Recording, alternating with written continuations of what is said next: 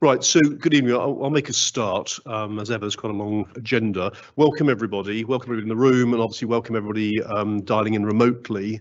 Probably everybody's aware now that we're obviously now obliged to have live meetings again, but we are allowed to have a sort of slightly blended meeting. So we've got a mixture of councillors in the room, for what it's worth, who can vote on these matters, councillors who are at home, but I think I'm saying are not eligible to vote, but obviously can attend and contribute, and then a number of officers both at home and in the room, and then lastly, we're very pleased to welcome our external auditors as well. Quick roll call, just so we know who we've got on the committee. So according to obviously myself, Councillor Stevens, Councillor Davis is here, Councillor Edwards I have seen is here, Councillor Emberson I think is at home. Yeah, I'm on the magic box. I don't know if you can hear me. We can hear you, super. Councillor McKenna, yes. McKenna, Well, as I say, it's a bit curious. Oh, I tell you why, because I've been looking at the very old meetings. We'll try that again. Councillor McCurry, absolutely. Councillor McEwen I have seen, and Councillor Robinson has sent his apologies. And Councillor Gittings was there, but yeah, I missed you as well. Okay, so we're happy that we're quorate, and we can proceed. Very good. Okay, so Audit and Governance this evening, and we have our first item, which is item 1, declarations of interest. Any to declare? None. Very good. Minutes of the previous meeting, and what confused me, I think I've been given 2 lots, haven't I? So I think we'll take them in order. And so 20th of April was the preceding meeting. We've been asked to sign off. I've read them. They seem a fair account of the meeting to me. And then secondly, 19th of July, again, read and they appear a fair account. We're happy we can approve the meeting minutes. Thank you. Question. Item 3 is questions, and that will be questions firstly from members of the public. And I believe we have one questioner. Mr. Wellham, would you like to come forward and, when you're ready, ask your question, please?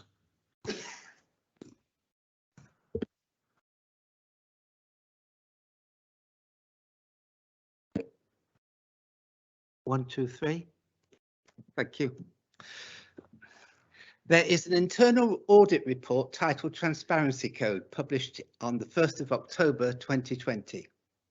Internal audit found weaknesses and that the weaknesses had provoked avoidable freedom of information requests from the public. Internal audit made recommendations. In July 21, the authority provided links to government procurement card spend files, one of the key data sets that the government recommend for all local authorities to publish.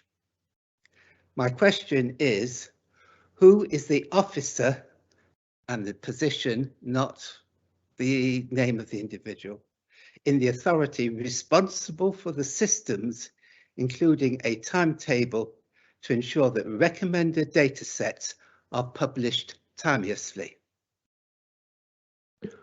Okay, thank you very much, Mr. Wellham, for your question. And I've been invited to provide a response, and I'll read that to you now. The October 2020 audit identified some issues with publication of data under the Transparency Code, as some information was out of date or missing key information. Following the audit recommendation, work was undertaken by the Information Governance team to update the RBC website and include a specific page for the Transparency Code. This was completed in July 2021. The Data Protection Officer led this work. The work is overseen by the Information Governance Board, which is chaired by the Monitoring Officer. The board has asked internal audit to review the contents of the page and provide feedback to the board and the Information Governance team that the audit recommendations have been completed. The Information Governance team has produced an internal policy which provides for the updating of the material on these pages. This will be finalised in October once it's been reviewed by board members. A number of officers have been identified as the systems or data owners and will be responsible for keeping the transparency pages updated. Information Governance team will be responsible for carrying out quarterly checks of the pages to ensure compliance with the policy, and they will keep the board appraised of any further issues. The Information Governance Board will complete an annual review of the policy to ensure that any organisational or personnel changes have been accounted for and that the accountabilities of the policy are up to date and the information has been published in accordance with the policy. So that's the answer, and you're very welcome if you so wish to ask a supplementary question, as long as it's linked to your principal question. Very short comment. One of the pieces of open data that the authority do not publish is a list of senior officers and the number of staff in their department. And I make that point because the monitoring officer, I suspect, who is identified as the person, probably has a much smaller team than the resources directorate where finance sit. And it's the finance part of the open data that I'm particularly interested in and the character of that data. My supplementary question is, as the recipient of internal audit reports, how does the chair of audit and governance and this committee see their role in supporting the authority to deliver government's transparency and openness recommendations? Would you like me to read that again? No, I've got it, and I think I understand what you're saying. What's our role in oversight? And briefly, I think it is linked.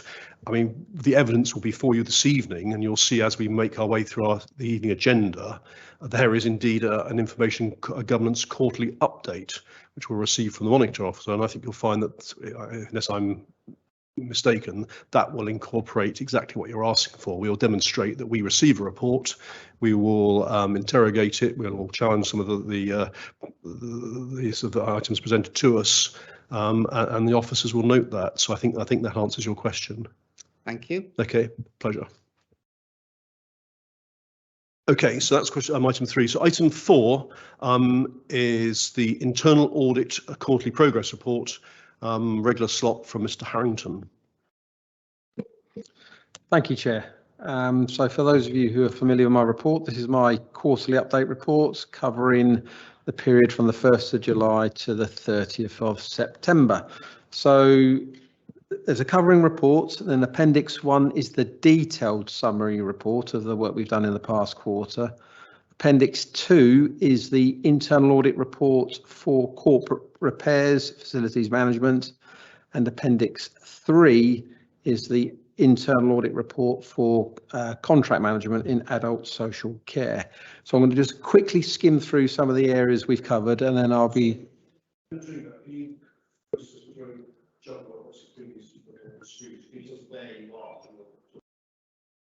Yep, I will do. Yep, so at the moment I'm on my covering report, page 11. So a total of 6 audit reviews were completed from the period between July and September this year. 4 audit reviews received a positive assurance opinion and 2 received a negative assurance opinion. So next page, I'm going to talk through quickly the substantial or the positive assurance reviews. First one being housing benefits, where there's generally a sound control environment in the administration of housing benefits with several areas of good practice evidence. Next review we looked at was the business grant payments in response to the COVID-19 pandemic, and we concluded a strong framework that identified the key risks, both internal and external, was put in place for the claims process. So Mr. Carter, as the Council's statutory Section 151 officer, will be requested to sign a declaration to cover compliance requirements with the pre and post payment assurance work taking place on each of the COVID business grant scheme. We found that the pre-checks were comprehensive, the risk assessments were comprehensive, and the fraud team were doing a number of post-event checks. And out of the grants we looked at and the grants paid, the level of fraud was extremely low, which was again very, very positive, because these are high value grants in total, large numbers, which were paid out in a very quick period of time. So the control environment was very, very good. So we're happy. You could just pause briefly on that, like exactly that, because I think we saw in the media at the time there was concern about exactly that it was quite vulnerable to fraud, and yet we're saying as far as we can tell locally, we weren't susceptible to that. Is that common nationally, or do we feel that we're particularly sort of robust about our procedures, and so it was well done locally? I don't know what the picture is nationally. I haven't got that information to hand, but certainly locally, yes. We had a very, very low evidence of fraud being committed. Or it might have just been the media typically alarmist and sort of picked up one or two cases and gave the impression it was a bit widespread. That's reassuring. Okay, good. Okay, I'm just moving on to the next positive review, and that was budgetary control for 2020-21. And whilst we recognise there were major challenges in monitoring financial performance against the budget, but despite this, the budget was delivered with a net favourable variance.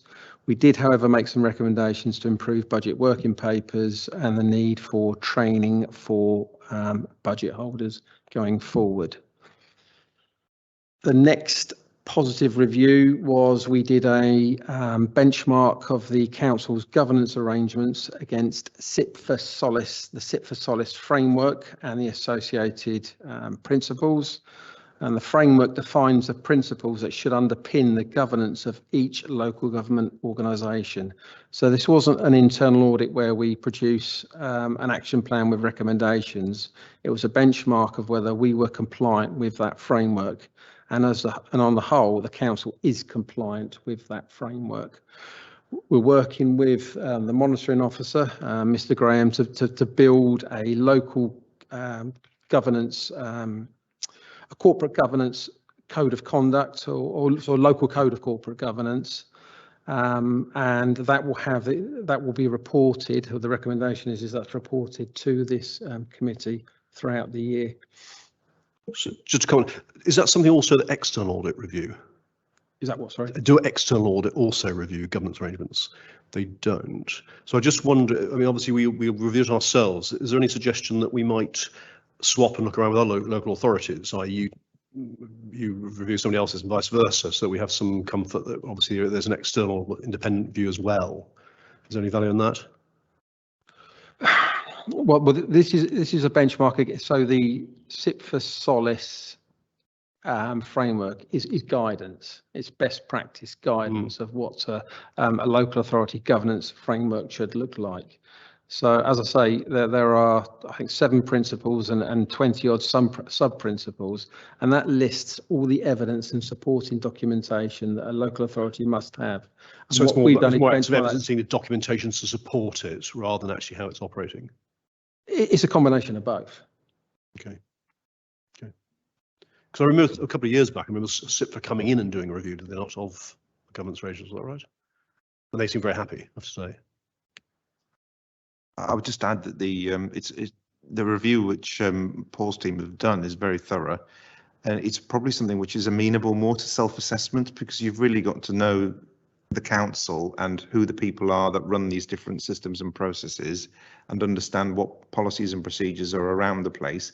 It probably would be quite difficult for another local authority to come in and peer review. It's not impossible, but it'd probably be a much longer one. I think the value is in doing it internally, and it's, I was going to talk about it when we talk about the annual governance statement. The process of doing it will aid and support what we do in the annual governance statement. Okay. Again, to dive in if somebody else wants to comment. Thank you, Chairman. And just to follow on from Mr. Graham, the council had been planning last year to have a corporate peer review from the LGA, and whilst that wouldn't have looked at the nitty-gritty of the framework, what those peer reviews tend to do is pick up where there are disconnects within that framework and where it isn't working well. And obviously because of COVID, that peer review didn't happen, but that's been deferred until the summer of next year. So there will be an opportunity as part of that review from the LGA to pick Okay, that. so that's very much in the pipeline. Good. Sorry, okay, Carol, also jumping in. Okay, just move on to the two limited assurance reviews we had. The first one was corporate repairs facilities management. So we raised some concerns regarding the completeness and accuracy of information on the property database and asset register, which is the principal tool used for ensuring all repair obligations are identified. We were concerned that the oversight over planned and responsive repairs to ensure that they're completed on a timely basis is not always there or present. We were concerned with the use of some contractors and how they were procured and how they are contract managed. To be fair to the service, they recognised the issues that we flagged as part of the audit, and they're already putting in improvement plans to ensure that those audit recommendations are addressed going forward. The second area was contract management procedures within adult social care.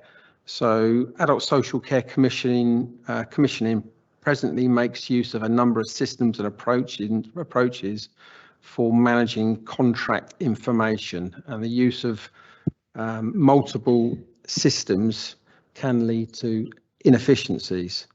So systems and processes for managing external contracts within adult social care need to be improved to ensure they're robust and support adult social care in securing value for money. Again, this is an area that the service is well aware of, and we're satisfied that there is an aspiration to review and re-evaluate the contract management procedures within adult social care.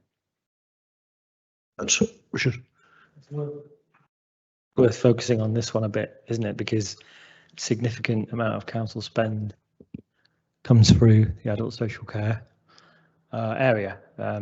So, you know, so we're talking like £33 million spend altogether, aren't we? So this is about, after contracts have been awarded and are in place, that we continue to review that they are delivering what they were awarded to deliver in the first place, and you weren't satisfied that the controls are in place to continually monitor those. But that doesn't necessarily mean that there was a decline in those standards. It's just that there is a risk that happens because nobody's adequately monitoring them. Okay, yeah. So I think it's obviously it's a really important thing to dig out and highlight. And I mean, it's one of those things that proves that we do. You know, you're doing exactly what we're supposed to do on this committee, and in a very high impacting spending area. So, you know, I'm satisfied that there's comprehensive, particularly on page 47. There's sort of and onwards, page 48. There's a comprehensive response, I think, from management on it. But it's something we need to come back to probably at some point, I think. Yeah. Okay, Councillor McElroy. Yeah, thanks. I guess I broadly agree with my colleague Councillor Davies there, and think that it is important. I'm really grateful for the work that you guys are doing here. It can't be easy doing this important work while playing catch up on the external audits. I guess this issue that's highlighted here is not dissimilar to some of the things we heard recently coming out of the external audit. So to hear that they're still the external audit from 2018, 2019, to hear that we're still picking them up in 2021, you know, does make me a bit nervous. And to use some of the exact words here from the relevant appendix, it says, "It is our opinion that there are currently insufficient controls in place to determine if a contract is a success or otherwise, and that the focus on the control requirements associated with contract procedures has actually got worse." Now, I get that this is probably just one element that appears to be going backwards out of a lot that are going forward, which is great. But as we're saying, I think this is a pretty important one. So I guess I'd like reassurance from officers, if it's possible, that this focus is not being lost, that there aren't just aspirations for this to improve, but there's actually tangible action planned and being taken on this issue. Cheers. Thank you. Go on, Councillor. I can't. I mean, the thing is, it's right that it's, you know, I'm agree with everything Councillor McCullough said. It's right. but I mean, we do get at this committee, you know, the purpose of this committee is to see these kind of, you know, things see the light of day, and that's, you know, that's a good thing. So you know, adequacy of controls is what it's all about, and you know that yeah, we've seen them identified by their external auditors, but that's particularly around accounts. You know, this is around contract management. There's undoubtedly going to be other areas. I don't think you can always link them back to the external audit, but you know, I'm not disagreeing that, you know, it's an area that's important. But yeah, that's what we're here for tonight, and that's what you know, we have well, later on in the agenda you'll see we keep track of all the recommendations. I think we'll see that we've done a sort of reorganisation of that spreadsheet, and it's much more focused on what are the tasks outstanding, and we should be able to track them. So I think it's exposed to councillors, so we get the chance to make sure that every little recommendation is not lost. I don't think you need to worry about that. I just add one first, and I think the other thing, the way this committee keeps an eye on it is the audit recommendations tracker. You just said that. You just said that. Okay. Mrs. Yates. Thank you, Chair. What I was going to just add was just a little bit of context. Members obviously aware for the last 18 months, adult social care have been on the front line with COVID. That service area has been operating without two of the senior management team because of an inability to recruit. And so they have been down on senior management capacity. We have very recently appointed to both of those assistant director posts, and Lara Frommings, who is the responsible officer named here, is also a recent appointment. So we have unfortunately been very much focused with the senior management capacity in that area on dealing with frontline COVID issues and early discharges from hospital, as well as having to deal with two assistant directors down. So I am confident that the director and her new management team will be putting the oversight into this.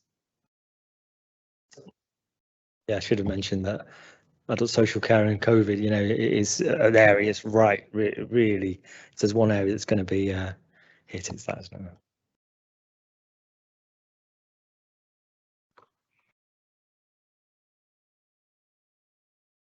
it? Life and death, you know, tasks are being undertaken all the time. So item 4 then. Anything else that anybody else wants to comment on? All done. Mr. Harrington, you're completed on that, are you? Thank you very much then. And the stage is yours again. Item 5, strategic risk register. Sorry, Chair, if you can just bear with me while I scroll down to the page 60. And again, whilst you're doing that, there's another one where it's a mixture of report and appendix. So if you can just orientate us as you're talking, so we're not bouncing around. So this is the strategic risk register as at the end of Q2. So these are the corporate management team's top strategic risks. They're not audit risks. They're risks owned by the corporate management team. There was a thorough review of our risk register in Q1. 2 new risks have been added. One is on climate change, and then strategic risk 5 was inequality and reducing levels of inequality. So they're the two new risks for the organisation. Now, what I must say is, whenever we produce a strategic risk register, it's all part of good corporate governance, and you must also note that this is a summary document, so it won't list all the mitigating measures which are being taken. They're just trying to summary it onto a page. So in the background, there'll be a lot more mitigating actions that are happening around the organisation to address and mitigate these risks. But this is a report for information, and they're the top 10 strategic risks of the council. And what you say, 2 new ones come in, what dropped out? was. Off the top of my head, I can't Sorry, remember. sorry, I had to be on the spot. Okay. And I was asked this question. I think I must remember the answer from last time, which was obviously this tends to be in-house and our best estimate of what we or you as officers think. Do we cross-refer to other local authorities, to SIPFA, to make sure again that we're not missing anything else that other people are all worried about? I think I know the answer, but go on.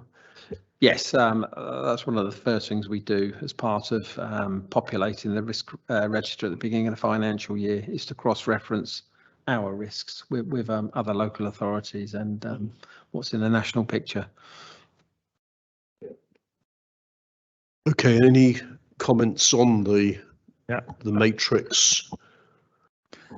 I mean, I would just say that I think that it seems to be, it's not like we or I can see a risk that I don't think is on there, and the priorities seem quite correct. We've heard from the local press that the chief executive was talking about budget pressures, wasn't he, in policy committee, I think it was. So it's not surprising that not achieving the budget savings that we need to achieve is, especially after, there's been a long period of diminishing grants. It's not surprising that's top. Climate change, it's a different kind of risk. You really have to look, there's a risk to the world, but the risk of, are we going to meet our climate change obligations as a council and our ambitious targets to be carbon neutral by 2030, which is 20 years ahead of the government's target, I think. Not surprising, that's risky. Interesting one is staffing. There's been a lot of talk about that recently as well in nationally, that around HGV drivers and other areas. There's a national shortage of staff in other areas. So you even mentioned about, I think it was in adult social care, about difficulty in recruitment. So that all seems to be the risks that I would expect there to be there. So yeah, and that's what we're doing, isn't it, this evening? Yeah, thanks. I mean, it is actually, it's interesting, isn't it? And obviously, I think we can all sort of make a judgment as to what might be the biggest risk. And obviously, climate change is something that's really in the news at the moment, and it's real and it's real and apparent. And so I think, remember some in a committee where we started as a council to make these evaluations of climate risk and all our reports, which I think is a really good thing, actually, because that we've made a climate emergency a couple of years ago now, and it's good that we can assess this.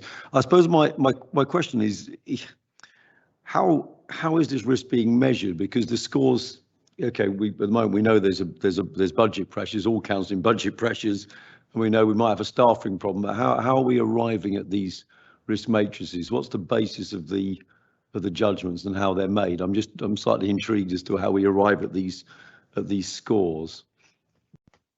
There is guidance that sits behind the risk scoring for impact and the probability of the risk occurring, the likelihood. So that there's guidance behind each of the scoring to help people rank that risk. But also, I think nothing overrides professional judgment and gut feeling, and that's where the corporate management team, who are the corporate managers of the organisation, make that decision. Yeah, fine. I mean, I think it's subjective, but there is some credible basis for these scores, and I mean, I think it's a useful exercise, this, and as I say, I particularly welcome the climate measures, and one hopes actually as time moves on and we start to meet our targets as a council, and obviously as wider Reading, that score diminishes into single figures, but I think we might have some way to go just yet. Just to comment on the cyber risk, just a thought, which is, you're saying it's probably one of the most extremely high risks, and even after mitigation, it remains high risk. I suppose I'm slightly surprised that, given all the mitigation measures that are available to us, that it remains that high risk, that at any time we could have a serious loss. And I just, as a query, could we not, there must be obviously training the one, it's sort of precautions and so on, but there's a way of breaking down data or compartmentalizing it so that if we have a security penetration, they can only get at so much each time. So that's my point, really. It's surprising that it's still a red even after we apply everything else. You're right. There are a range of sort of organisational and technical measures which we've taken around that and have reviewed to strengthen them to make sure that we are taking all the measures that we can. Unfortunately, as we've seen from other councils, it's such a real risk with such a massive impact. I'm thinking of Redcar and Cleveland, which was a council which was shut down for a couple of months, and every single process had to be brought back to paper and pen whilst they restored their systems. It might only take one slip from somebody in order to expose us to something, and that's the reason why we're placing so much emphasis on it and so much emphasis on training. And I suppose that's my point. The idea that one slip by somebody somewhere can bring the whole organisation to a grinding halt. I would have thought there'll be more, if you like, watertight doors between areas of data, so that even if one individual somewhere slips up, you have a data breach, somebody penetrates, they only get through, if you like, if I'm using my marine analogy, that into that particular compartment, but the doors seal it and they don't contaminate the whole ship. Yes, that's right. I think we can give you assurance on that, and also that those the people manning those doors have there's more people on shift now than there ever were before, because the ICT team has been strengthened through the the modernisation programme, which you've seen the results of in the last year. So across the whole range of sort of technical, personnel, cultural, training, organisational measures, we're looking at it, but we haven't yet diminished its risk to the organisation if we take our foot off the gas on that. So it's just to plough a little bit further. So we're saying that at the moment it remains a high red risk, but actually, given all these sort of measures are in place, we would hope next year, 18 months or so, that hopefully is dragged into the orange zone. Well, we'll definitely review it. I mean, to go back to Councillor Gitting's question, we've reviewed the cyber security risk and we've reviewed the information governance data protection risks at the board to have a wide view on those before we were recommending those to CMT. So everybody's had a chance to really consider where we are on those and whether or not we should have moved them down. But the feeling was we should keep them where they are for the time being. Chair, if I may just add to Mr. Graham, I think the council's doing everything it can, and as you've heard, the changes we've made with our contracts, etc., over the last 12 months or so have strengthened our position. The reality, though, is that those who wish to cause damage and hack into systems are becoming ever more sophisticated as well. So there is an issue about how you keep pace with that, and it's we are on a weekly basis, if not a daily basis, getting phishing and attacks through the council. There was one earlier this week that came through using the chief exec's name to sort of ask people to do various things. So it's something that we are very aware of, we are very watchful about, but at the moment it was felt, and I think it's fair to say it's the view of the Chief Information and Technology Officer as well, that it's not something we could be saying was an amber or a green risk at this stage. I suppose the point there, what you're saying is it's almost precautionary. We keep it up there because we don't want to take our foot off the pedal or sort of relax or become complacent. But the reality is you're doing everything you could reasonably do, so that if we have a breach, people aren't turning around and say, well, you called it a red and you didn't really do enough. You're doing everything we can do, and this is really, we're keeping it there to say this is still a clear and present risk. Rest people. So Councillor McCurry, you go first, then Councillor Davis. Yeah, thanks, Chair. Yeah, I guess just an observation. It's probably no coincidence that the three that are red are also three where I guess you could say there's some sort of counteraction that's going on, whether it's austerity budgets that's affecting our budget, cyber risk. I guess we have attackers that would be trying to breach whatever we put in place, and with climate risk, we have vested interests and I guess a culture that is addicted to fossil fuel, and I guess what I'm saying is not that there's no point in us doing these things. It's because of these things that we're probably going to be always in a red state, but that's a good thing to see what the officers are doing here, that they are aware of that and that they are taking relevant action. I guess our aspiration may not be to get that down from red, but to make sure that even though it is red, we're still doing everything we can to minimize the chances of those big breaches, that big flood or that big data breach or that big budget failure. No, it's a good point, and I agree. I think it's on cyber particularly, and it's also linked to two other risks on here, which were information governance and ICT improvements. I don't think we'd ever take off cyber risk because, as following on from what Mrs. Yates said, what you've got is a constantly evolving threat, and what you've got is people who can make a lot of money from paralysing our systems. And they will be as more sophisticated means of protection are developed. Their means of attack are constantly evolving as well. So you've got a kind of arms race there. I guess my question would be then, if we all agree that that's probably something we need to be vigilant, hyper vigilant on in perpetuity, there's a fair chance that we're going to fail at some point. How do you feel about the business continuity planning that would kick into place if we did get a ransomware attack or something like that? Can we go back to can we go back to paper and pen? Can we go back to I mean, some of our colleagues actually would prefer to go back to paper and pen, I think, possibly the chair. But many years ago, beginning of my career, I did a lot of work on disaster recovery planning and decamping entire organisations to a empty office somewhere in Isleworth and setting up your computer systems completely from scratch. I think that kind of idea is diminished. I've not been involved in it for many years, but is it something we ought to look at in terms of this committee? I think it's a good point. Just to in a sense paraphrase it. So what we're saying is it's not just about accepting there's recognizing a risk and trying all the mitigation measures to try and minimize that risk. We're saying, look, the chances of this may happen, but if it does, the second part of this is how fast can we recover? Are they bundled together as a strategic issue, not just mitigation, but also if it happens, then what?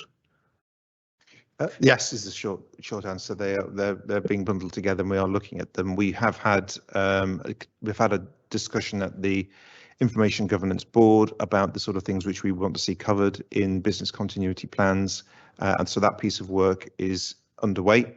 There'll be a slight delay because the person who was doing it has left us, so we'll pick it up again when we get the replacement. But it is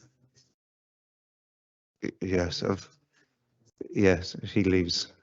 But no, it's just to assure you, it has been considered. Obviously, it's easier at the sort of the global ICT level because that's basically their business continuity plan anyway, which is in place. The bit which we're more interested in is stretching and challenging the current business continuity plans of services. So you have a partial or full loss of systems for a short or a long period of time. What are you going to do about it? And how does that then come back into all the other policies which we're expecting you to see? So, for instance, records management and information asset governance and all that kind of stuff, which is allied to it. So it's all connected, and we are looking at it, and we will be presenting back some information, if not my quarterly report, in a full report. Okay, let's just do one more on this, and I think we probably need to move on. But Councillor Kilroy. So just on the specifics of those sorts of things, and we've talked a bit about cyber and budgeting, but on other risks, we have a case of flood and But bear in mind, we're talking about corporate risk here, risk to this organisation being able to perform its role. So you might argue that. I wouldn't have thought so. If you're drilling down.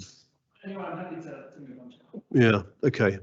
And just to bring, Councillor Davis' point about losing your risk, that's precisely the point, isn't it? It says the fourth one, isn't it? Staff retention is exactly a risk, exactly. But just in answer to the question, there is a flood risk plan. Yes, there's a flood plan. In the case that there is a flood, you know. Yes, there's a flood plan. Yes. Okay, thanks very much. So I guess we're just noting that one. So thank you very much. I assume so. Which takes us then to item 6, which is the annual governance statement. Who's presenting that? Mr. Graham. Thank you, Chair. I'm pleased to present the annual governance statement for members' consideration. The statement is in its usual format. However, as a number of pertinent governance events and changes occurred in the course of the pandemic, I've outlined more of a year in review to describe some of the challenges and successes. These are on pages 76 to 78 of your pack. A number of actions have been identified in the plan for the forthcoming year. These have been derived from the Assistant Director's own annual governance self-assessments. Looking forward to next year and the oversight of governance generally within the council, which I know is something we've talked about here before, the Audit and Governance Committee Chair. You will note that from Mr. Harrington's report at item 4 on the agenda and in page 12 of your pack, that his team has conducted a review against the SIP for Solace Code of Corporate Governance, which we were just talking about a little earlier. The review gives reasonable assurance that the council meets the standards of the guidance. This has been a very useful benchmarking exercise. It identifies some themes which will be reviewed with the ADs in further detail over the course of the year. Further work is planned as a result of this by myself, the Section 151 officer and the Chief Internal Auditor, principally to strengthen the Council's governance policies, systems and practices and address some of the matters highlighted by the review. The annual governance statement is submitted for your approval tonight and it will be published with the statement of accounts. Happy to take a comment. Just on one observation myself, which is on page 77, Team Reading. And as you were speaking, one of the things I was thinking about was staff satisfaction. How are we measuring that? And it's pleasing to see. It's worth just writing this out as a public meeting. You've got a statement here. You obviously have asked staff by survey. 95% of staff agreed they're making a valuable contribution to the success of the council in their job. 87% of staff enjoyed their job. 89% agreed their manager was interested in their well-being. 84% want to continue working for the council. 81% they knew the organisational value of Team Reading. So to my eye, that's pretty positive and reassuring that the people working for us are proud to be working for us, which I think is what we'd like. So I say that's a matter of public record. Anybody else? Councillor McIlroy. I just had one small question on 3.6. There have been well-documented delays in publishing the annual accounts due to historic issues. However, the audit of 2019-20 is underway and the 2020-21 draft statement is being completed. Good to hear. Thank you for the work. I appreciate that it's difficult when playing catch up, and apologies if this is in there, but do we have a timeline for when those documents will be ready for us to see? That's on the agenda. So it comes that later. It's actually on the agenda further down. So I mean, okay. we'll hold your question. We won't okay. Lose it, but it's park at the moment. Sorry? yeah, let's build up to it. Mr. Carter's just bursting to go. Anybody else like to make any comment on governance? Councillor Davis. Well, just say this is it's a very interesting report. I know that it's a routine one really, but it is a good like summary of our governance. So I enjoy reading it. But something that we have discussed actually is that we've focused on is the management or governance of our wholly owned companies. That's something that has received quite a lot of attention and is a high risk area really, and has caused problems for other authorities. We're kind of pleased to note that there is a review going on of RT, and RT Reading Transport is the biggest and something the most important to the town in terms of wholly owned companies, although Brighter Futures for Children obviously is very important as well. I believe that we're also looking at the governance of Homes for Reading as well, and I wondered if there's anything planned for. Is there something planned for Brighter Futures as well, something planned to come back to this committee possibly. But I think, what I've heard about RT and Homes for Reading is good, but, I think that's an area that we might want to consider in the future looking at. You want to answer? I've also got a linked point I'd like to make. I just agree with Councillor Davies. Yes, it is something which is in hand we're looking at. Obviously, there is a specific report on Reading Transport which is coming. Yeah. And a number of frameworks and guidance notes have been published in recent months about council company governance, and inevitably we are going to draw on those as we look at Reading Transport Limited, and also think across to what that means for the other companies and whether or not we can implement some more, I don't know how we would say, better governance around them. I mean, there are two. We've obviously got our main shareholder committee.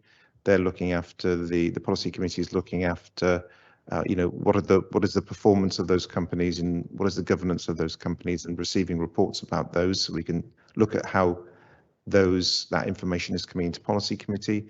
But each of those companies has been formed to deliver some kind of public value to the residents, and there are then links across to the other standing committees, and we need to be very clear what we're asking those standing committees to look at in terms of, if it's H&L about Homes for Reading, or if it's SEPT in relation to Reading Transport Limited, what are they trying to help us scrutinise? Because I think the scrutiny of the companies is a good thing to take place at the standing committees in terms of their outputs and outcomes for the borough, and the financial and governance matters should be looked at carefully in the policy committee.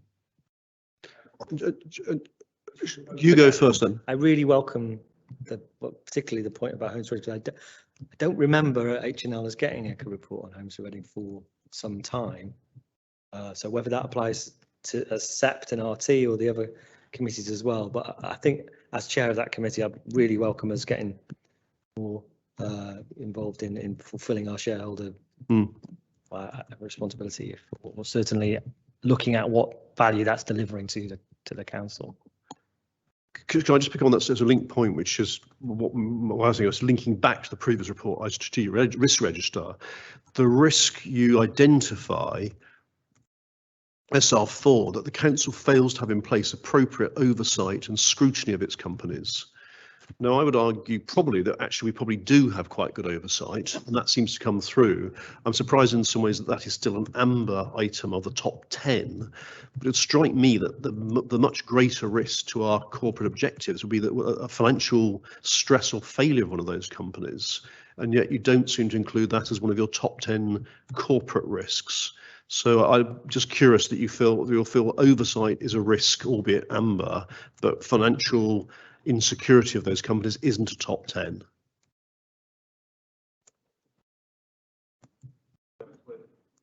It's worth considering all these things in the round. Obviously, they're all, going back to your metaphor of watertight doors, they're all limited companies. So in that sense, there is a compartmentalisation of our risk. However, we have loaned them money, and we do have pensions commitments. So obviously, there is an issue about if the company has to succeed, for the council to be assured that it's not at risk from any of them ceasing to trade, for instance.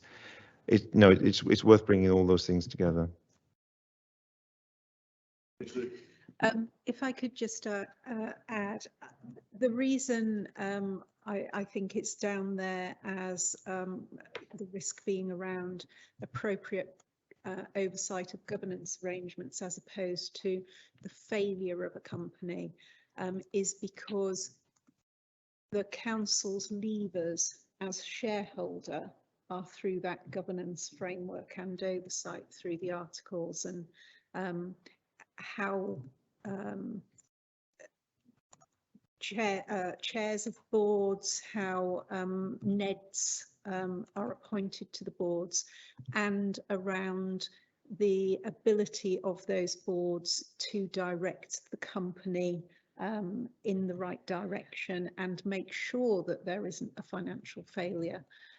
So in a sense, focusing on the financial failure gets at things too late. You need to make sure and be confident about the governance frameworks that the right information is going to the boards at the right time to enable informed decisions to be taken, and that information is coming to the shareholder at the right time, so that there is appropriate scrutiny of what those boards are doing. So I think that's a good response, isn't it? That makes good sense. I'm happy to accept that. Just take the Councillor McIlroy first, and then Councillor Davis. You're both in my saying it's a plain line of sight, and so carry on.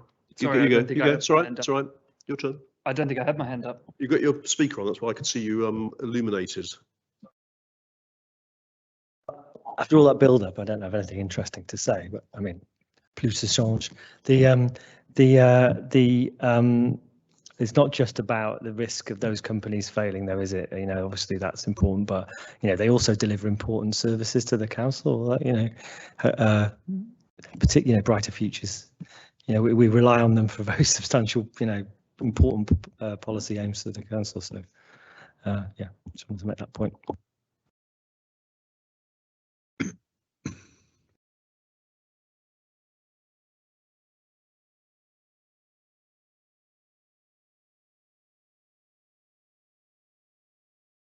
Six.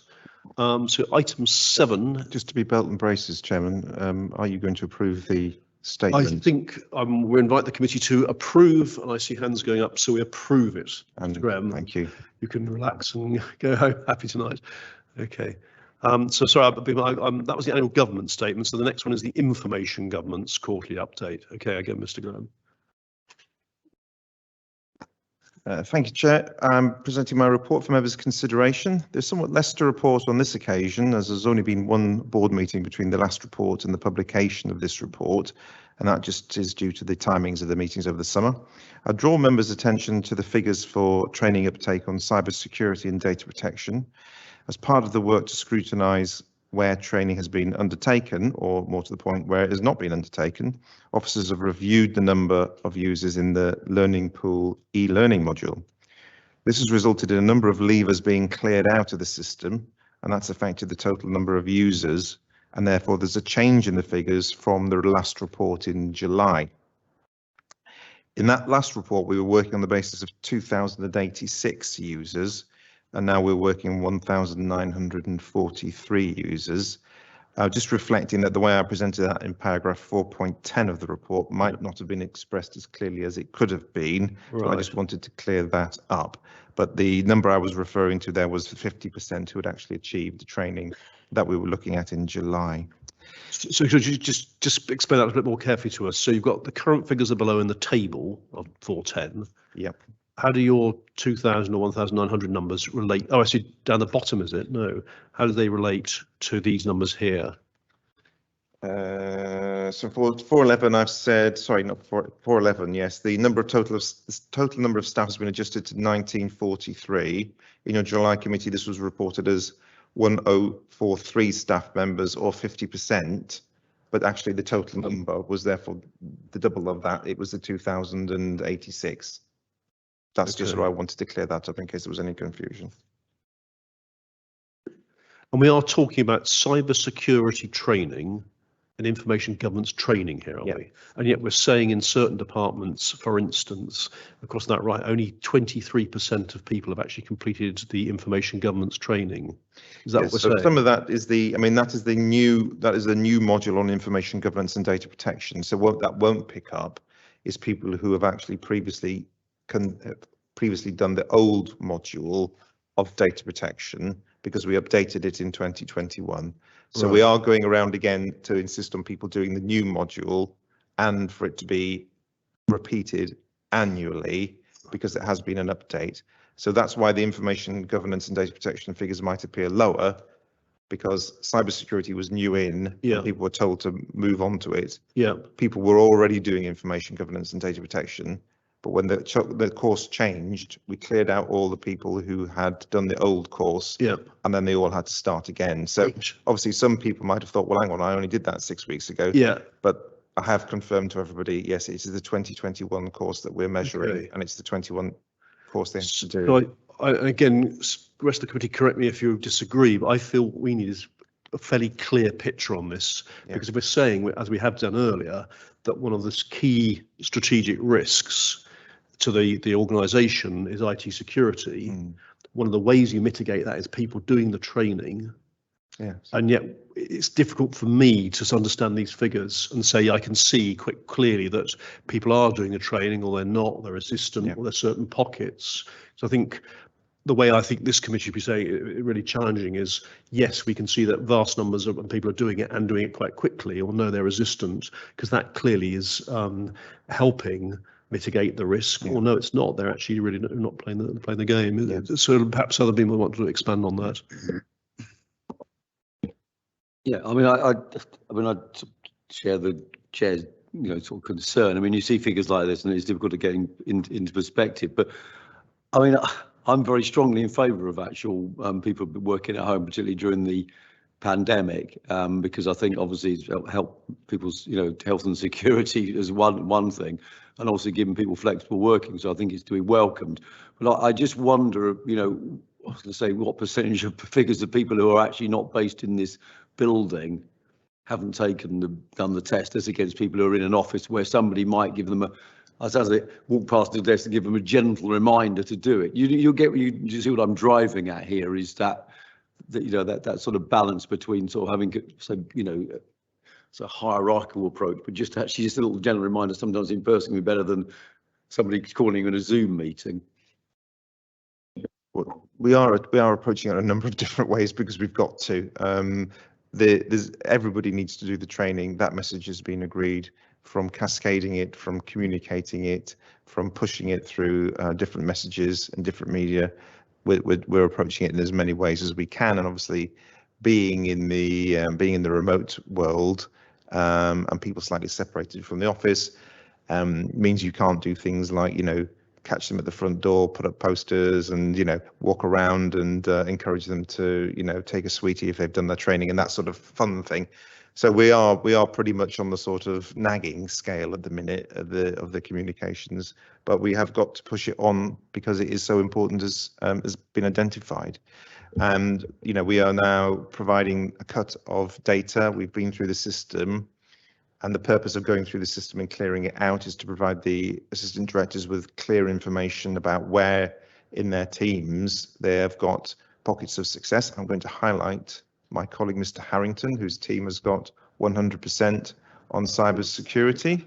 It's only fair to paint a rosy picture where it exists. Yeah. But to let those other ones know where they're not doing so well, how they can, what the actual state of affairs is, so they can address it. So we've got to work in partnership with all the team managers to make sure that we're actually pushing this down and getting it, pushed through. So we're giving them numbers on both, and we're also then providing a link through live data. We're linking up the learning pool module into the iTrent module, the HR module, so that managers can then see when their staff have done the training. It will be updated daily. So we're approaching it in a number of different ways. So you've got that clarity of information and the granularity. I would suggest that if this committee needs, if it's going to have some oversight of this, if this is the only table we've got to tell us that we need a clearer table with more information, and frankly we can then see which divisions or departments aren't really sort of keeping up and getting their people to do it, and it should be driving down to managers, ensuring that part of their personal objective should be that their teams have done this stuff. I can provide that, and I think it would also help to know that people are having that level of interest, that the committee is having that level of interest. It will help get the message through. So I'm very happy to provide. It just seems to me, if one item we're saying this is a very high risk thing, it's a strategic, and then the next, well, would you mind awfully doing the training? If don't worry, it seems to me absolutely you do it, and frankly, it becomes a disciplinary. Well, with Arthur, it's a disciplinary thing. If you don't do your training, then you stand by. So we just all know we have to do it. It's a pain in the arse, but we do it. Yeah. Sorry, go on. Yeah, I was going to say that it might actually be helpful to Mr. Graham that that members of this committee are it's not just that the thing we focused on the risk register or cyber, we talked about that for 20 minutes, and that, so it's very high in our minds that that this is a potential threat to this organisation. So, you know, you can take that away and use it. Okay, so I Just think one you've got last- a message from us. I think we need quite a detailed report. Yeah.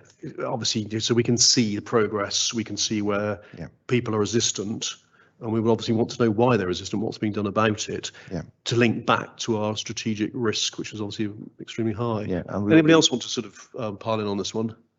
Just me. Yes, I'm just layer upon layer on my own. Okay. Just one further bit of information. Yeah. In the July report, I reported that 27 councillors had completed their training. Yes. And this time it's 28. So that is 60%. So I'd also look to your help to. You see, I think that's ridiculous. I mean, that should be 100%. Really should be. And I think frankly, group leaders should be sort of picking up on this and beating people to a pulp, because you cannot expect your staff to sort of do this. If councillors should be exemplars of this, is my view. And obviously, Councillor Edwards agrees. You can be absolutely assured that every member of this committee has done their training. Okay, are we done with this? We're happy. That anything else you want to say? I'm grateful. Thank you. Thank you. What are we doing? Receiving it. Received. Okay, so that was information governance quarterly. So then we've got closing financial accounts updates. And I think Mr. Carter's already sent us a little note of, I can see the sort of the champagne, the poppers in the background there, the Van Gogh. Yes, Do you want thank us to you. present this, Mr. Carter? Yes, so I'm delighted to be able to inform the committee that the audit of the 18-19 accounts was formally completed yesterday, and the final statement of accounts has now been published on the council website today. It's been an extremely long and difficult process to get to this point, and I want to put on record my thanks to everyone involved in actually bringing us to the conclusion of the 18-19 audit. So yeah, it feels like celebration, but what we need to do now is to maintain the momentum from the conclusion of the 18-19 audit as we move on to 19-20. So audit work on 19-20 has been underway for a few weeks now, and my team have been busy responding to the many queries we've already received from EY, and a final quality assurance check is now being done on the draft 19-20 statement of accounts. Once that QA process is complete, we'll then be handing the statement over to EY and publishing it on our website. A programme of fortnightly meetings with EY reps is already in the diary to ensure that we keep on track with the 19-20 audit as we look to build on the lessons learnt from 18-19. And in parallel with this work, we're also working on the production of the 2021 statement. Now, you may have noticed in that update that I haven't given you any estimated dates for the completion or publication of the various statements or the audit. That's deliberate. One of the key items of feedback that I received from EY was that rather than focusing on the quickly publishing the statement, that we should focus more time and effort on undertaking a thorough quality assurance process quality assurance assessment of the statements before we hand them over to EY.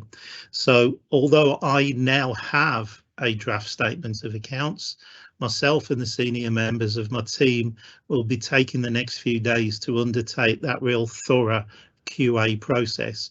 Now, clearly, if we don't find anything, we may be in a position to hand over to EY quite quickly. If we do find anything, it will be important to make sure that that's corrected before we hand the statement over to EY. So I think one of the comments I've heard at previous meetings of this committee is the number of times when we quote a date for you about when we will publish things, and then we miss that date. I'm not going to give a date that I can't hit. So at the moment, my focus is on making sure that the statement is thoroughly quality assured before it's handed over to EY. But having said that, I think it is incredibly important to note that the 18-19 audit is now complete. It has been a huge team effort to get us to this point. We are making progress in clearing the backlog of the different statements and the audits, and we'll continue to make sure that we maintain that momentum as we go forward. So I'm happy to take any questions. Yeah, I just add my thanks to that, because I'm, obviously from some distance we've observed this whole journey, and it's, we're not there yet, but we are getting much closer to the end. We can see the sort of the light at the end. Okay, Mr. Yates, do you have anything to say at the stage, or yeah? Yes, Chair, if I might. And just to add my thanks to the team, it has been a long journey. Since I joined the council, we've dealt with 16-17. It took 2 years to get those accounts sorted out and signed off. We are reducing the time it takes with each set of books. I think Mr. Carter may have mentioned that the qualifications have reduced on this set of accounts compared to previously. So again, improvements. The learning in terms of having gone through that process is reflected in the 1920 statement. And I am hopeful that we will reduce the time again significantly coming into doing 1920 and getting 2021 handed over. Yeah, so what Mr. Yates says is entirely consistent with my understanding and what I've seen over the last couple of years. Councillor Davis. Thanks, Chair. I was going to say the important thing is really that the cycles of producing the accounts, resolving the queries, getting them signed off is reduced year on year. And I wonder if that information is anywhere that we can simply digest it, and rather than just trying to remember how long each took. It would be really helpful for me, because it's a reputational thing. People do bring this up occasionally. And then, it's good to point out that actually over time, yes, 16-17 was a particularly sort of nadir for our accounts auditing, but it's been a continuous improvement process since then, measurable by the diminishing qualifications and time to produce these things. Also, the materiality, is that any chance that the materiality will change and we will get cheaper audits? I think the materiality is a question for our external auditors, but the reality is, as the qualifications drop away, as the quality of the statements improves and the audit process becomes much easier, then inevitably the materiality level goes up because there is less inherent risk. So I'm hopeful that it will improve, but that one is for our external auditors.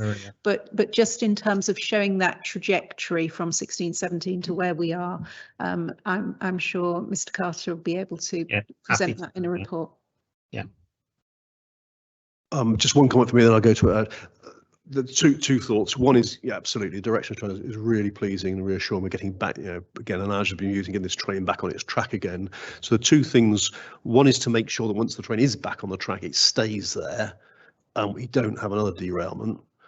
And the other bit is what makes me slightly nervous is when Mr. Harrington does his internal audit report. Some of the systems we've had, you've been given poor assurance, low assurance, a number of defects in our systems still, and it's about getting those absolutely rectified so that we can be really confident that when we come to sort of 2021 and so on, that the thing again sticks on the track. Yeah, so I mean, in response to that, we keep making improvements to our current systems, but members of Audit Committee may also be aware that we recently undertook a procurement in order to replace our key financial system. We are now in an implementation phase. We have day-long meetings going on at the moment with the supplier in order to make sure that the system, when we implement it next year, fully complies with all of our requirements and actually assists us in the smooth production of the statement of accounts rather than hindering the process, which it could be argued the current system has done.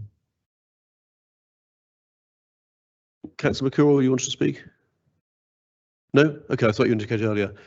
Councillor Gittings, if you weren't indicating. I mean, Councillor Davies covered obviously some of my points and answered the question from, you know, the answers as well. It's kind of reassuring because it's been frankly, it's been a painful process, this, isn't it? And obviously for members and obviously for the staff involved. So I suppose it's the assurance that we've learned the lessons, and I suppose what Councillor Davies was getting at, and I suppose we're all getting at, is that will this process be speeded up for other, not just for the latest round of accounts, but when we move forward into the following financial years, because we've learned lessons, we've hopefully got better systems in place, because it seemed to me some of the problems did relate to sort of somewhat outdated beta systems and not correlating properly. So that's the assurance all we need as a committee that is going to help us. We might even, as Councillor Davies, hopefully save money going forward because of the lessons we've learned. And I'll obviously let officers answer, but of course that's the essence of this financial improvement programme, to get all these elements in the right place and then to keep them there. And so providing they are, then indeed it should be. I mean, the thing was, for years it was a pretty sort of routine. I mean, we weren't interested in audit because it happened annually.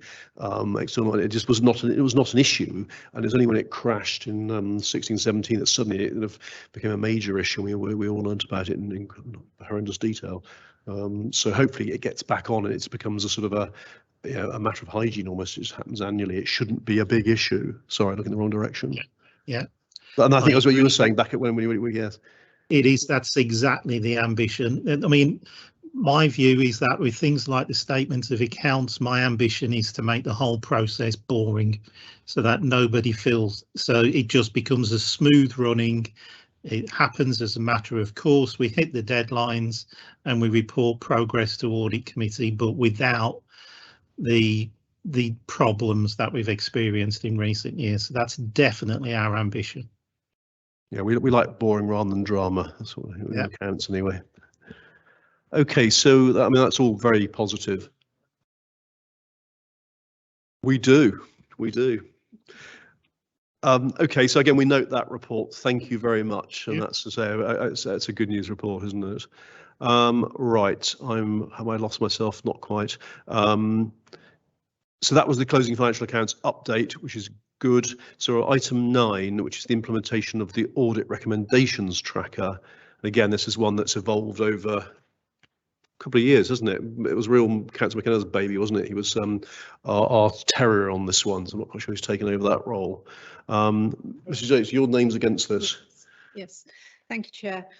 Yes, as you say, we introduced this report a couple of years ago to address the fact that Mr. Harrington was going around doing his internal audits, but on his revisits was finding that sometimes those recommendations hadn't been implemented. And so this was about raising the profile of those recommendations and tracking their implementation. I think the first thing to say about this report today is that members will have seen that the appendix which contains those recommendations has been slimmed down somewhat. The tracker, I think it's fair to say, had got a little bit unwieldy because with all of the sort of revised sort of 6 monthly checks on audits to see how things were progressing, we were finding that there were a number of recommendations that were kind of duplicating one another. So we had the original audit recommendations, then we had the follow-up audit recommendations. And so Mr. Harrington with Mr. Carter went through the schedule to try and rationalise to make sure that we didn't have the same recommendation appearing multiple times, and consequently the appendix is a little shorter. So there are effectively 66 recommendations of high and medium priority on the tracker presented to committee this evening. There are 16 new recommendations added since the last report to this committee, and 9 are currently being recorded as complete and will be removed from the tracker post this meeting. So I don't think I need to say anything else. Specifically, I think the format of the report is very familiar to members, and the differentiation between the red, amber and green is set out in paragraph 4.5. Okay, so Councillor Davis, you go first. Well, what I'd like to say was that I think I did notice, obviously, the slimming down. It's good to rationalise it occasionally. Although I can't struggle with my colour vision to tell the difference between the amber and green. Can see the reds, and I think, yeah, but what though Councillor McKenna, they were like his old friends. Each one of these he knew personally. What I tend to go on is what's red and when was the last update to it, and it's sort of gratifying to see actually that all the reds have been quite recent updates. Some of them have been there for a period of time, but what we need to see is the ones that are the reds. At least there will be new reds added, of course, but at least they don't stay red for very long. That's what we want to see, isn't it? So they have updates, or they haven't, or they've been added recently, and if all the reds are recently added, then it's reasonably healthy. I think that's the way we should look at it. And hopefully, Councillor McKerrow will see. This is what we were talking about earlier. The recommendations don't just go into the ether. They never die. Is there something about the ordering them? So we got 1 to 55. You said, what's the number? 155. 66. But they seem to be quite randomly ordered. So is there a way in which we could say, look at the oldest first, which ones have been on there the longest, or by departments? How is this ordered? So at the moment, well, it may have got slightly confused, so we will take that away and look at it, but effectively it was done in the order that the audits were completed, and so the ordering was around the audit itself, and so that was how it was ordered. But if it is helpful to committee, we can order it by either directorate, or we can order it by I'm not sure that just doing it by the oldest recommendation is helpful, because then you'll be jumping between audits.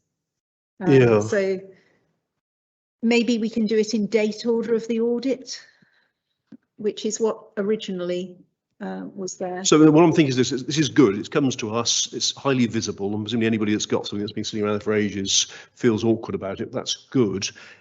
Personally, I find it difficult to navigate and say to me, what is this really telling me? I can see red, green, amber. I can actually, but so that's okay. But what I can't really deduce is, are there pockets? Are there certain departments that are really resistant and are not really moving forward? Are there that are really sitting there for a long time and are not being actioned? That's the bit of it I struggle with. So if this committee, I mean, as I say, just to Richard, it's great that it comes to us. Then I think, well, what are we adding to this? What can we most usefully do? And I think it's something about sort of where's the resistance, where are the people slow to respond would be, I think, my most great of interest. Councillor Kilroy. Thanks. Just as a suggestion, would we be able to get this this audit tracker in a spreadsheet, or as a, because then we'd be able to filter Manipulate it, it, sort yeah. it to our heart's content, rather than trying to find a one size fits all for presenting it, if that's possible. So they might, I mean. Sorry, Chair, Yeah. I was just going through. I think, as far as I can tell, the column, so 1, 2, 3, 4, 5, 6, column 7 in from the left is the date that the audit was originally completed. And I think the oldest audit on here was July 2020. Yep. Everything is more recent than that. So I'll try to ask the question a different way, which is great that it comes here. You give us a report. What are you trying to tell us by showing us this report? I think what we're trying to show, and it's probably easier to see within the body of the report itself rather than in the appendix, is that we are reducing the number of red recommendations, and the number of green recommendations, which is either they've been completed or they're at 75% complete, is increasing. Okay, so the table at 4.9 in the main body of the report, is that the thing that you're really trying to present? Yeah. The appendix, in a sense, is really sort of providing the data behind it. And so what we're hopefully seeing, and we can see this, back in January 27% were red, and now we've got that down to 14%. That's the story we're trying to tell here, and that's what we can most readily monitor. Okay, these reds, these 14%. Yeah, you know, they're highlighted on that table on page 1 of 6, stroke 95 of 106, and we can definitely zoom into what they are. I think that's useful. No, that is good. Exactly. So I was just also testing what is it we're trying to see, and that's exactly what we're trying to see here, which is the sort of the direction of travel and the fact that. The whole point of this is that when Mr. Harrington then goes to a plant and says, look, I think you need to, and they agree to it, don't they? They're not resisting your recommendation, and they don't do anything about it. And we're saying, no, actually, they are doing something about it, which presumably then the whole thing is better oiled. And when you go back, you're seeing sort of efficiencies, improvements in the organisation. Can you discern that? I think it's fair to say that there is far more attention on this than prior to implementation of the tracker, absolutely. And certainly, Mr. Harrington, having done, members of this committee of long standing will note that there were a number of areas that were repeatedly being audited, where we were seeing no traction. And actually, we have now seen traction, things like accounts payable, accounts receivable, the journals issues. But that, I mean, that itself is good. But the point must really be that the recommendation was there to improve things. So if now seeing the fact that the traction's happening, that people are receptive and doing something, are we then seeing the organisation being more efficient and whatever aspect of the work is, it is done better as a result of this? Yeah.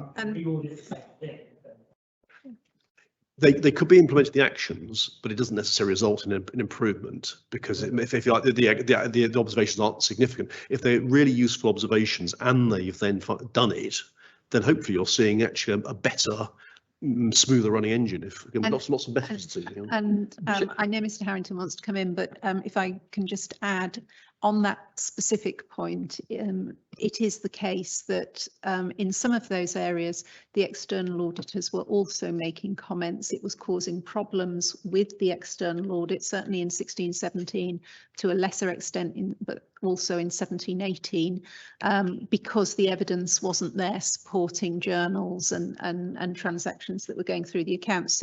So the recommendations were made. They have now been implemented, and we are seeing both through Mr. Harrington's follow-up audits, but also from the external auditor, that those situations are significantly better than they were previously. Good. Okay. couple more comments on this one, then we'll move on. I asked a question about whether we could get these data table in spreadsheet, Excel or something, so we can sort it and filter it to our heart's content. It all runs off a spreadsheet, so I'm sure we can provide members of this committee with that information. I think we would continue to publish the reports in the Yes, format. that's fair. So you have a static report, but if they want a dynamic report, then actually you can be our new Councillor McKenna and go down every last rabbit hole and pick them out. That's what we want. Yeah. Okay. Any more? So anything else from any officers we're happy, but I think that's useful conversation as well. Useful discussion on that. So thank you. So we note that one. We're getting towards the end now. So the financial improvement programme. It's item 10. Who's doing this? There he is. Excellent. Chris Tiswell's introducing it, and he's the right moment to care. Mr. Tiswell. Good evening, Chair, and thank you. This is the next in the series of updates to the committee on the progress around the implementation of the finance programme. Just to give some background, the improvement programme had two phases, or has two phases. The first phase was about getting the basics right and resolving some of the issues we've been talking about this evening. So some of those that were raised as part of audit recommendations. The second phase, which I'll talk about in a moment, is about how you develop that so it improves corporate financial management and governance across the whole organisation. Phase 1, as you may recall, had 6 work streams. Paragraph 4 gives a brief update, and I'll go into more detail around those. We've already talked about the audit tracker. Those recommendations within the tracker that were aligned to the improvement programme were also included as part of the activities. And you will see there that the number of tracker recommendations across this part of the programme anyway have reduced from 34 down to 7. Again, that following the conversation earlier, that's as a consequence of those being reviewed by the Chief Internal Auditor. So into the individual work streams, there were 6 work streams. Accounts payable is broadly completed. The remaining tasks there just relate to making sure that those improvements have been put in place, whether that's key performance indicators or system changes, actually continue and get embedded. So this is about the compliance, part of your point earlier, Chair, about making sure that those improvements actually happen and continue to happen, and the board will continue to monitor those.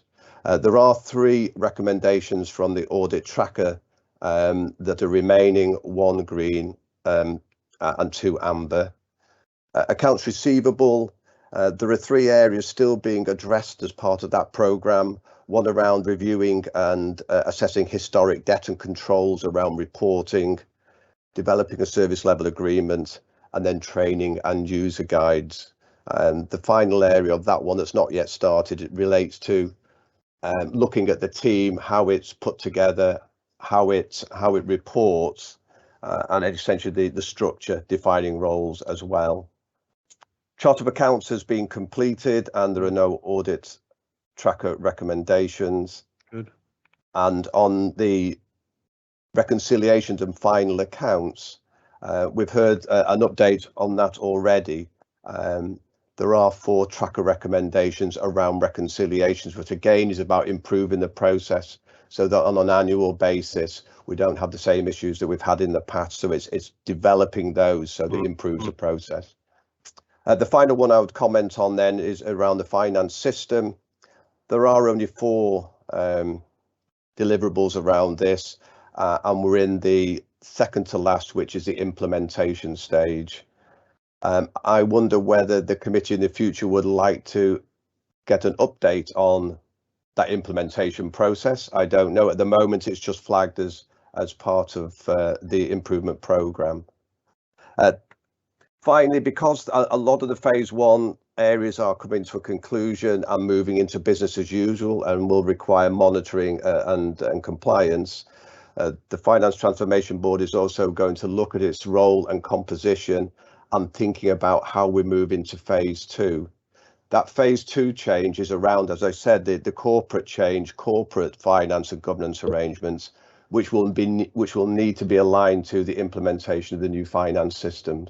It makes entire sense that both of those are done together, so that we get both a benefit from the finance system, but also improves operational arrangements. I'm happy to take any questions, Chair.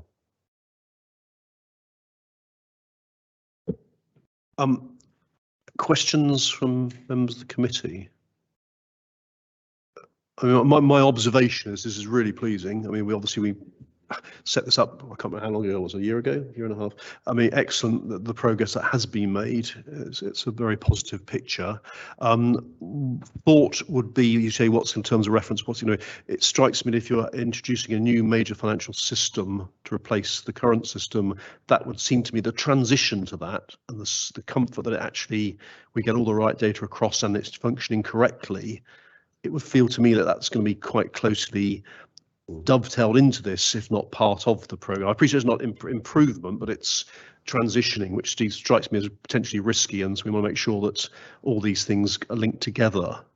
I suppose that's my observation. It's critical that the finance system is implemented to support the development of financial management and governance, not just within the finance team, but across the organisation. So those areas need to be dovetailed, as you suggest, and that's the intention of that phase 2. It'll be driven by the finance system and how that's implemented. Councillor Davies. Thanks, Chair. Yeah, I take Mr. Tidwell's recommendation. I think that it's such a key thing for the council to move from Oracle to the name I can't remember of the new system. Tried. But I think that getting a continuation of this report over the period of that implementation is a good idea. I would support that if we could carry on getting updates of the cut over.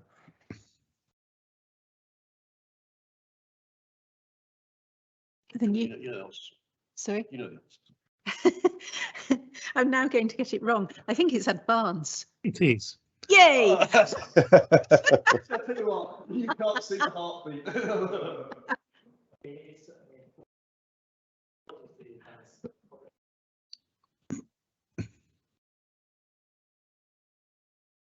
We like dull. We like boring. Anybody else? Chair. Well, I think Mr. Carter wants to come in, so I'll resume. Darren. Yeah, so I just want to give a bit of context to how the governance arrangements for the new financial system implementation.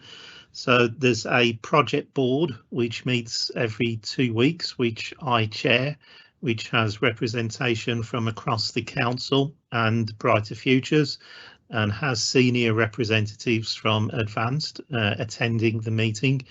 And the oversight to that is provided by the Finance Transformation Board, which Jackie chairs. So each of those meetings gets regular progress reports and highlight reports, and it will be very straightforward for us to be able to bring update reports to Audit and Governance Committee. I think we'd like that, wouldn't we? I think our role, coming back to this oversight role, is to be reassured that all this is happening. We know it's likely to be, but it's reassuring to be told that it is, and then have any concerns alleviated. Okay, so thank you very much for that, Mr. Tidwell. That's again a very useful report, and we appreciate that one. I think we are getting just about to the end. So item 11. So our external auditors have been, I think, with us, hopefully finding it informative, but waiting patiently for their item 11 to give their update. Here she is, Mrs. Grinley. We're ready for Adrian. Thank you. You look like you're on mute, Chairman. Adrian. I think if it's okay, I'll probably start and then I'll hand over to Adrian. Go on. You hear me clearly? Yep, I hear you. Okay. So it was just to say a couple of things actually, and I wonder whether before I start on our report, whether I could just ask that in future maybe our reports go alongside Mr. Carter's, because I think probably the things we're going to say now would probably follow on from the points that Mr. Carter and Mr. Yates were making on the accounts. So I wonder whether in future we could move the agenda around so that those two items sit together. Otherwise, we have a gap between the two items that are talking about the accounts. But I'll leave that with you, Chairman. Okay, noted. See whether that's acceptable. So just to say, I just wanted to pick up a few points from the discussion.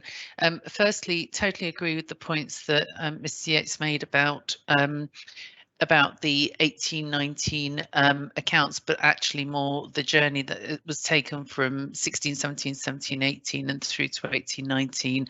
The fact that through that time we saw the council learning what needed to be done to improve things and trying to take the time to do that, as well as obviously produce the statements. And I think that was really, really important for us, because we needed to know that the foundations of what was happening, the foundations of the controls were there, the foundations of the processes were in place, in order to ensure that we don't have a step back to previous issues.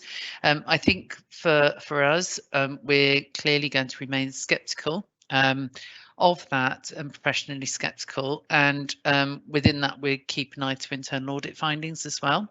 To ensure that obviously we keep an eye to any issues with processes and procedures in place, but we will clearly continue to report to this committee on any areas where we feel the need to make recommendations. We did issue statutory recommendations a couple of years ago, and we haven't reiterated those statutory recommendations or felt the need to do so because of the improvements found. However, there are still recommendations within our reports which we will be looking for the council to act on.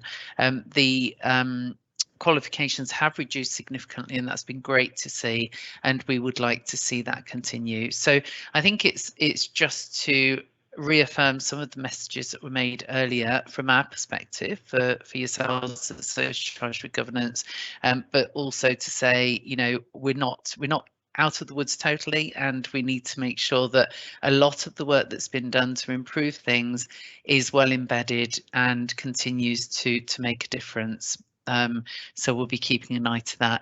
And with that in mind, just wanted to hand over to Adrian to update the committee on the detail of our work on 1920 and where we are with that audit.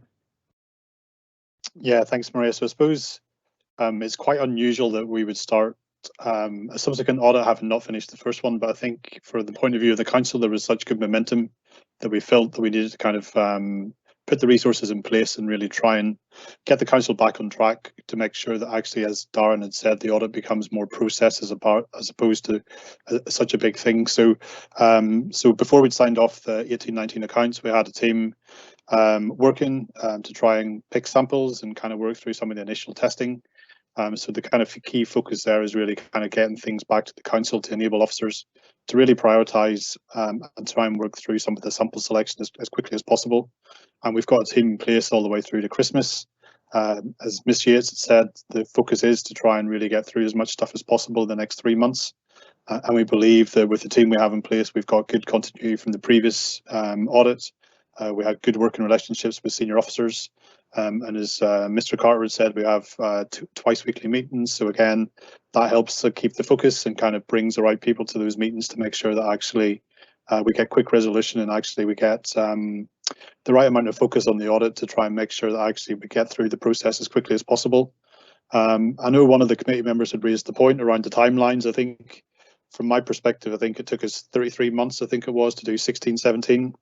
I think that came down to about 24 months for 17-18. I think we've just delivered 18-19 in under 12 months. I think it's 11 months pretty much since we signed off the last set of accounts.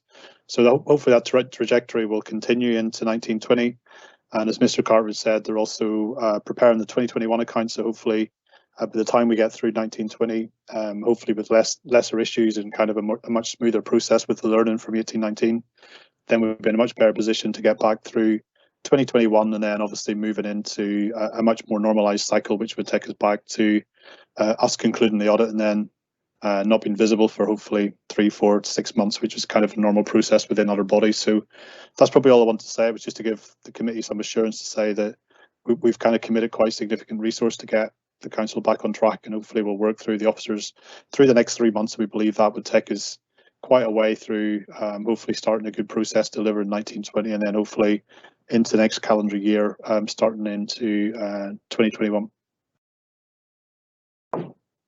So thank you both, and I think we all really appreciate the amount of work and effort you've been putting into to achieving this. So thank you. And the idea of our external visitors, our auditors not being visible to us in the nicest possible way, we think is a very good thing.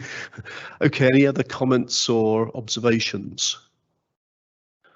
You would like to make a comment? No? Well, a quick one, yeah. No, don't need to. Only that. Thank you for those figures, Adrian, because I did ask for them, and they show what I hoped we would show, and what we want. So yeah, thanks. I echo Chairman's thanks, and thanks for those figures as well. Yeah, really good. Okay, so I think that gets us to the end of the agenda. I'll just make 2 concluding things. One is an observation, which I think is possibly an omission, which is we used to at this committee see the quarterly budget monitoring report, which I think is helpful because obviously most of what we do is seeing here is retrospective. To see the quarterly reports, I have the luxury of doing this because I sit on the policy committee, so I know what the projections are for this year, and obviously there is some concern about where those projections are at the moment. I used to get 2 bites of it, so I was obviously sitting on policy, and then it comes back to this committee. Most of you, I don't think, sit on policy, so you won't have seen the monitoring. And I would suggest that we should see the monitoring report at this committee as well, and that gives us a good sense of how this year is progressing, and then obviously any actions being taken to get us back on track. And the last concluding comment I mean, obviously numbers have been sitting on this committee for a number of years, and I have to say the last couple of years, most committee meetings were pretty gloomy, pretty despondent, quite a lot of unfortunate and unhappy information coming through. For me, it's one of the most positive, uplifting, sort of optimistic meetings. I love the fact that we have the Team Reading staff satisfaction comments, and they seem to me extremely positive and very sort of contented, happy staff, very optimistic, energised, and that's great. To hear our 18-19 report audit being complete and moving on and speeding up. It's one of the most positive audit meetings I've sat on for a long time, and so it's a great reassuring place. We're not there yet. Well, there's still some way to go, but it's a very positive direction of travel. So well done, everybody in the finance department for getting us on this way. And obviously the important thing is that when we get back on track to stay there. So well done. Those are my comments. And again, if anyone else wants to happy with that. Okay, so super. Thank you very much, everybody. Thank you very much, everybody at home. Mr. Wellham, I hope you found that informative and open and transparent. Super. You may say yes. You may applaud and cheer and clap if you wish. Okay. Thank you very much, then. Good night, everybody. Thank you.